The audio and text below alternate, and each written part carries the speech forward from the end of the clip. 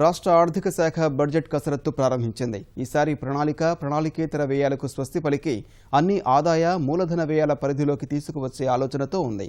ఉప ప్రణాళికలకు నష్టం లేకుండా అంచనాలు రూపొందించేందుకు 7 సమన్వయ బృందాలను ఏర్పాటు చేసింది. అలాగే పెద్ద నోట్ల రద్దు ప్రభావాన్ని బేరీజు వేస్తోంది.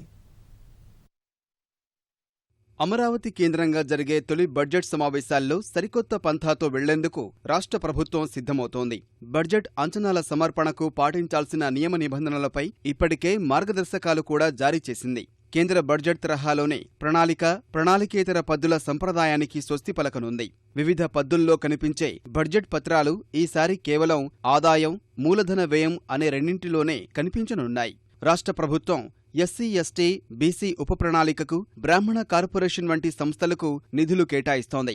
కేంద్రం నిర్ణయంతో ఈ కేటాయింపులను బడ్జెట్లో ప్రత్యేకంగా చూపించే వీలు ఉండదు. ఈ పరిస్థితుల్లో 2017-18 బడ్జెట్ అంచనాలు ఎలా రూపొందించాలి, పద్దులు ఏ రూపంలో చూపాలి, అంచనాల శైలి ఎలా ఉండాలనే అంశాలపై వివిధ శాఖలు సందేహాలు లేవనెత్తాయి. వీటన్నింటినీ నివృత్తి చేయడానికి ఆర్థిక శాఖ అవగాహన శిబిరాలు నిర్వహించింది.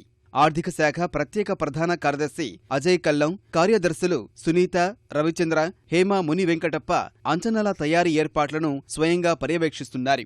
బడ్జెట్ అంచనాలు రూపొందించే సమయంలో అనుమానాలు తీర్చడానికి, అంచనాల్లో పొరపాట్లకు తావు లేకుండా విభాగాల మధ్య సమన్వయం కోసం ఆర్థిక శాఖ 7 సమన్వయ బృందాలను కూడా ఏర్పాటు చేసింది.